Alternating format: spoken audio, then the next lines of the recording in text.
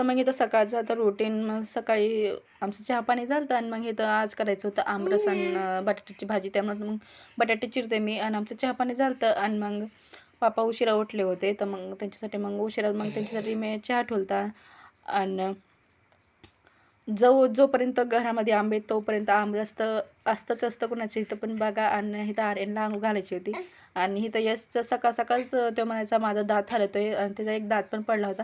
पण जोपर्यंत त्याचा दात पाडला नाही त्यांनी स्वतःला जिभेनी तोपर्यंत त्यांनी दमच नाही खाल्ला. मग शेवट त्यांनी दात पाडलाच त्याचा.